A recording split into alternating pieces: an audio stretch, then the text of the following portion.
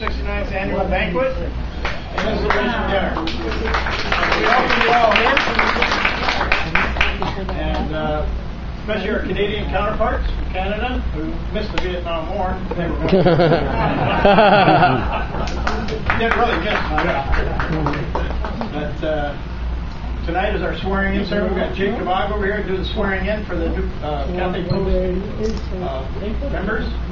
Be the commander, vice commander, and everybody else. And I'd like to bring up here from Canada Mr. Lowe. He is he's from Unit 280. Unit 280, Pacific Unit 280. And he'll say a few words and we'll continue from there. Thank you. I'm Wesley Lowe, and I'm actually the chaplain for the organization. I'm not a World War II vet, but my late father was very good friends with a lot of them. And they asked, a number of years ago, I'm a filmmaker by profession. And a number of years ago, I did a film of the Chinese-Canadian vets, and they sort of said, oh, can you, why did you join us? I says, well, I've never even held a gun. And then he says, oh, but you've got some religious leanings. The chaplain is the most important person in the organization, especially when you hit 80 and 90. And so I'm the chaplain of the organization. But all joking aside, we are so happy to have been invited up by you. Every year we have an annual dinner, and gosh, Nip and a number of you have had a chance to join us, and we're going to extend another invitation. What day is it going to be this year, Chap? It's November the Saturday in Richmond. We can let you know the venue. The venue. I can tell you exact date is November 8th. Okay. So, if any of you are interested in coming up, Kelly and Polly are going to be handing some information around. Actually, we've got one current and two past presidents from the unit up. Ed and Paul and Kelly, can you all stand up just for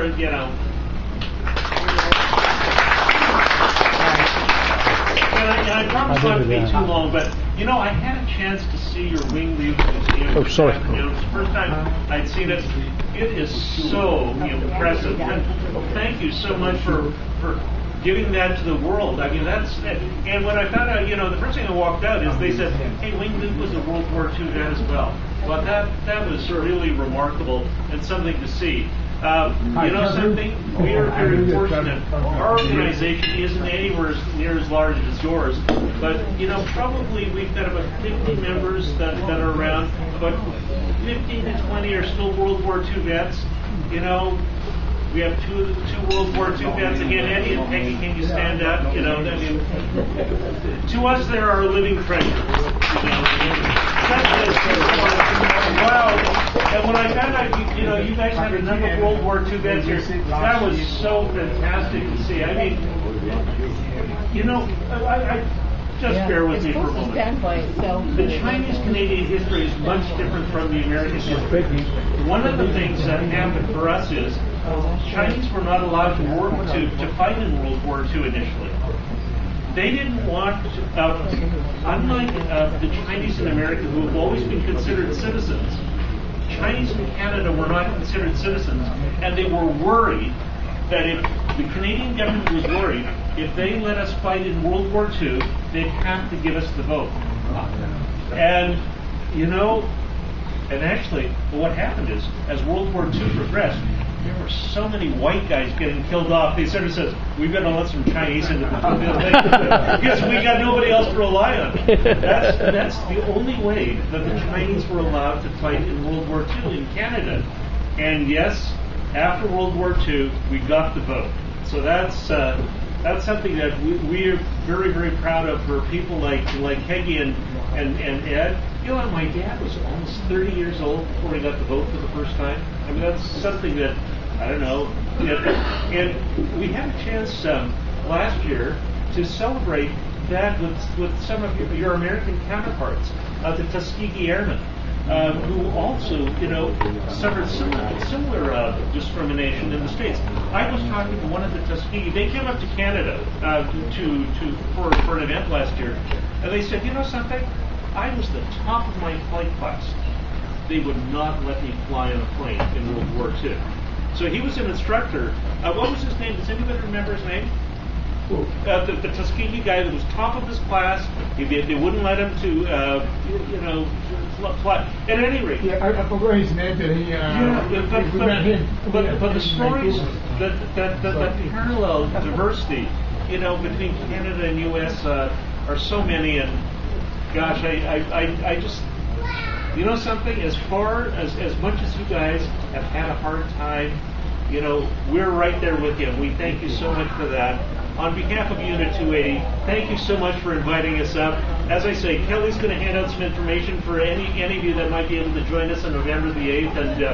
And thank you so much.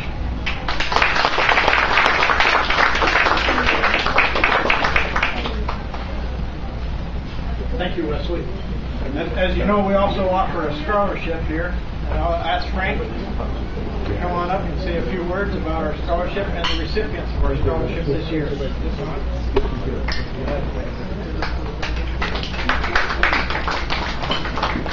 Thank you. This year we had two winners. One is not here. Her name is Halima Idris. And also, but here tonight is Alice Mar Ali. I'd like, would you please stand up?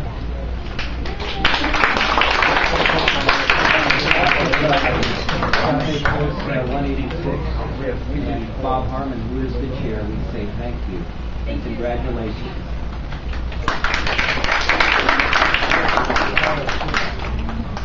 And to continue on, we have Ron Chu here, and his co-worker, I guess you'd call it, is a twin band.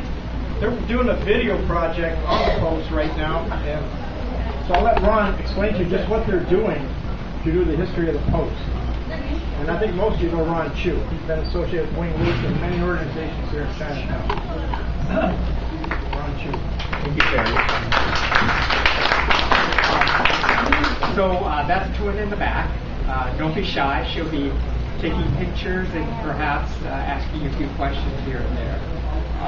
Some of you know we started videotaping interviews with Cathay Post members just several weeks ago. We interviewed Jack Payne, who's over there, and got some great information. We also interviewed Bill Chin and Lip Mar. And that's just the beginning. This is a project that is long overdue, as I'm sure in Canada, our World War II veterans are really going quickly. And we had hoped to do this earlier, but we just didn't have the resources. Now we're in a fortunate situation to be able to start doing this. So any of you who would be willing to be interviewed, come see us over at the table. I should mention to me as well that I have a very personal connection to the story. My great uncle was David Wu, who was the founder of the Cathay Post here. And I fortunately got a chance to interview him in his later years. We didn't videotape it, we had audio tape. My late uncle, Li Hong Chu, was one of the veterans killed during World War II, for which there's a memorial in Hinghe Park. And so I know that affected my father very deeply.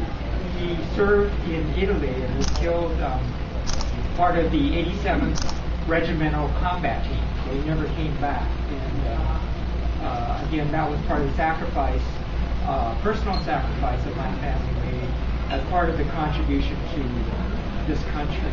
So that's all. Come see us. We'd be happy to do interviews. Thank you. Thank you. With that, we'll start our meeting. First, we'll go with the installation of the new officers. I'll ask the pledge. Okay, yes, we need to do the Pledge of Allegiance. I'm sorry, Lloyd, I'm not a politician. I got never elected to office, never spoken to the people, so I'm a free man. So, all you people that come here and please line up in front, be sworn in as the new officers of Cathay Post 186.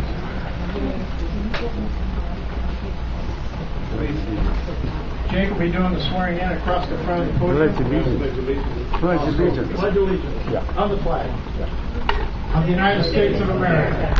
And to the republic for which it stands, one nation, under God, indivisible, with liberty and justice for all. You may be seated. Ask the new members, Jack Pang will be the new commander. How about, can you have the incoming officers line up there? Incoming officers, please line up in front. And then this is the August meeting of Cathay Post 186. Commander here, vice commander here.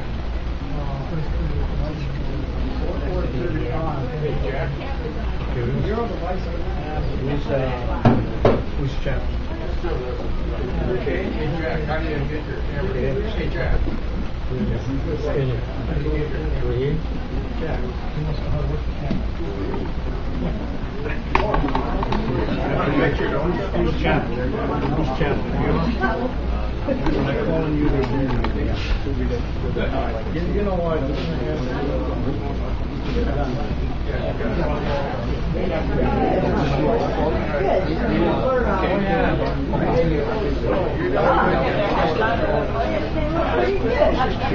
Over there.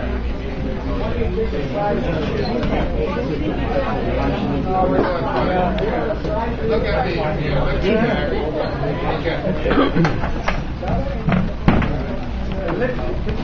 Wait, underneath? Okay, yeah.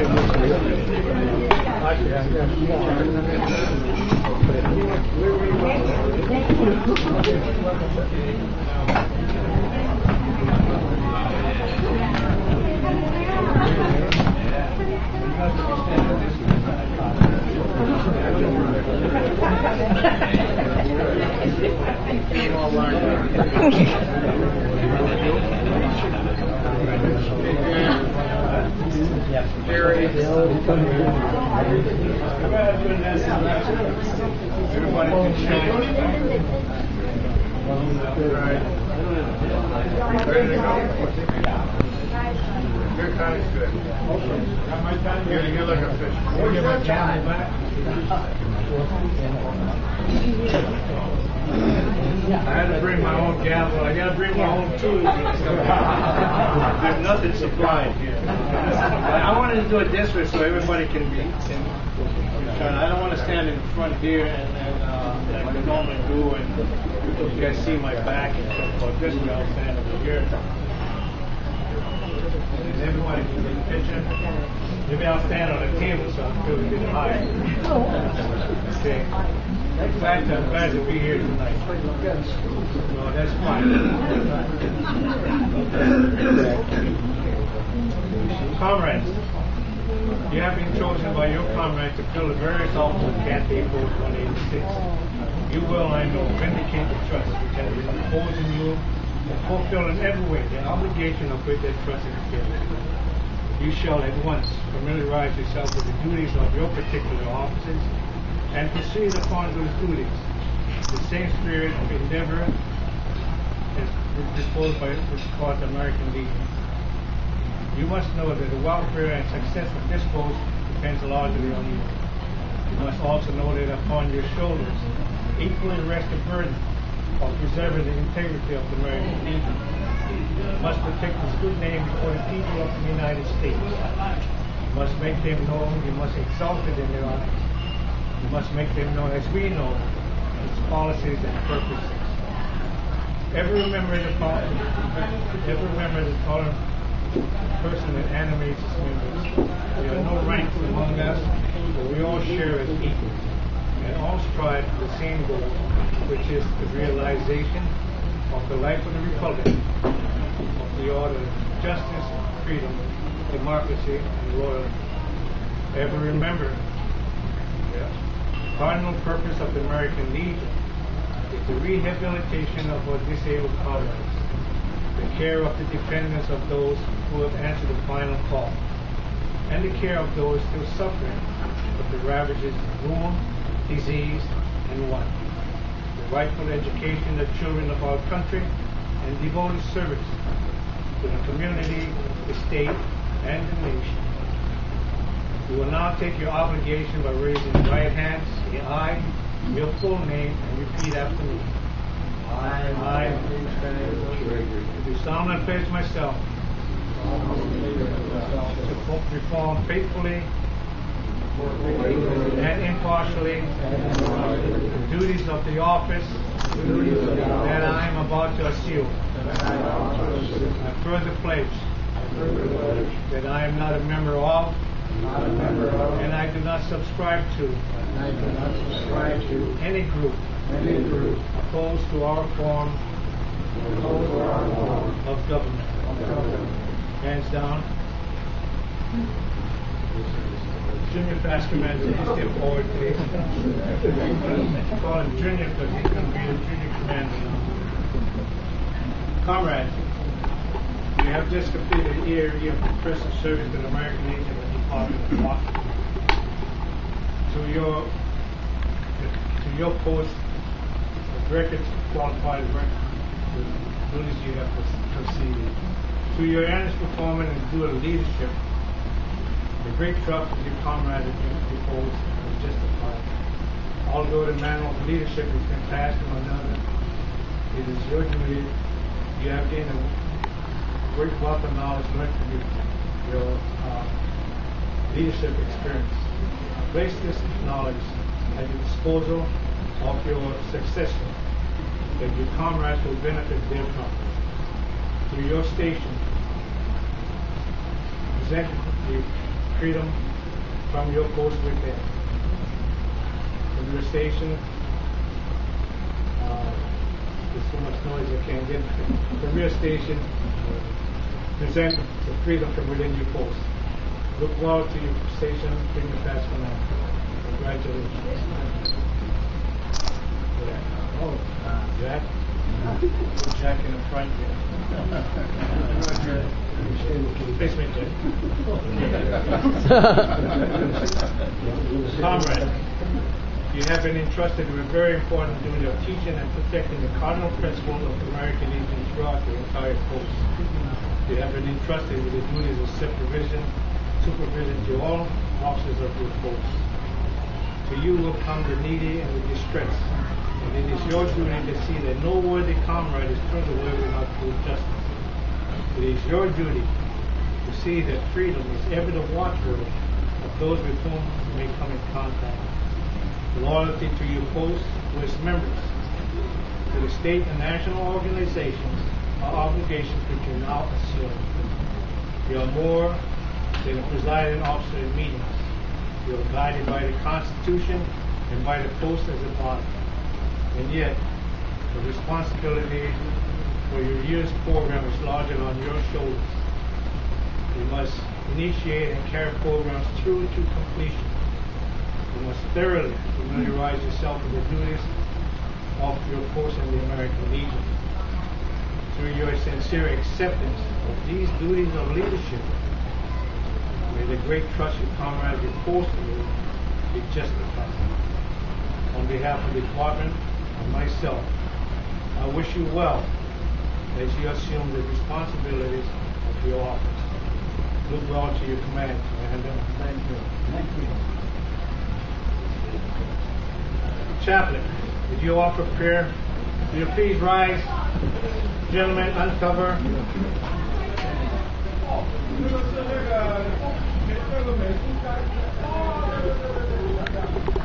God of might, wisdom, and justice, you whose authority is rightly dominion. Just what I spirit of counsel and fortitude, these newly installed officers. They accept the challenge of their oath and impress upon each the importance of their duties as well as the honors of their office.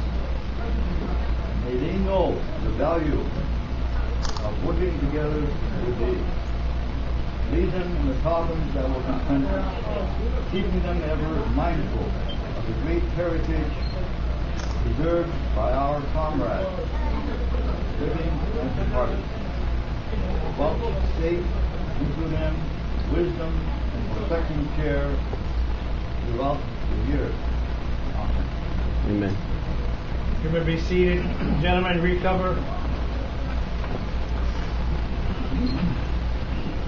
To the members of Cathay Post 186, I present to you the officers of your choice.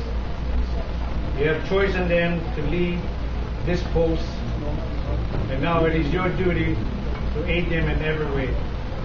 Help them to keep the American Legion of Free Organizations of free men and women faithful to its principles and ideas. Would you join me in applause and wishing them well for the coming year?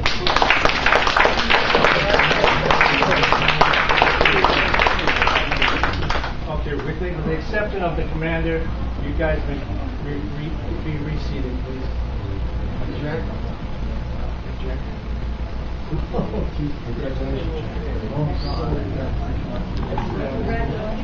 Well, look forward to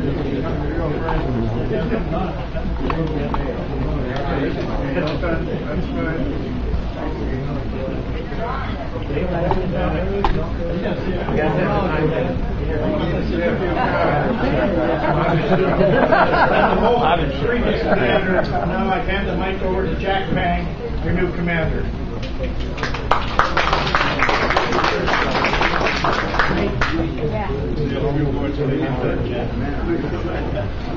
Jack, to your hands. I place this gavel as a symbol of authority, aid you in all the decisions you may have to choose as a commander. May the decision you choose be wise, and may they be for the benefit of the American Legion, Cathay Post 186, and most especially for the benefit of your membership. Congratulations, Jack. Thank you, Jimmy. Thank you.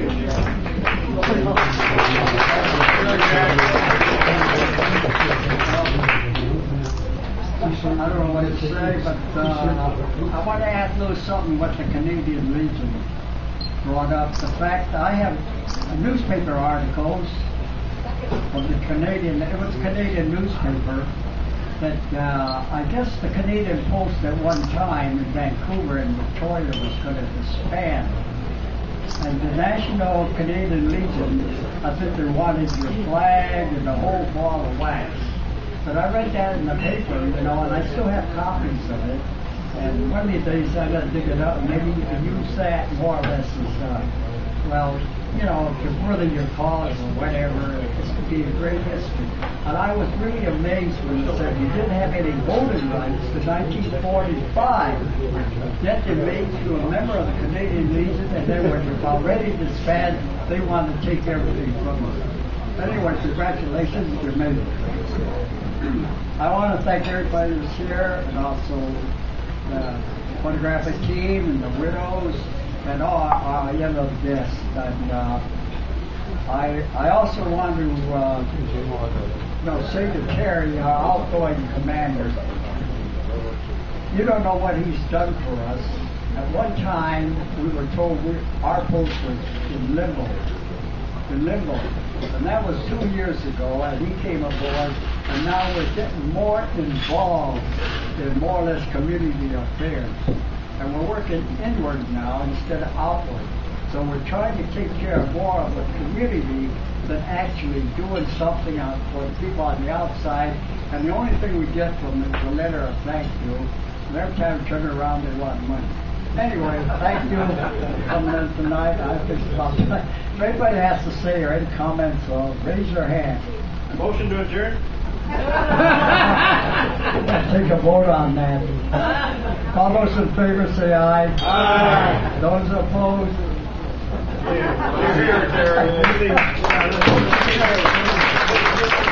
Thank you. Thank you, you guys.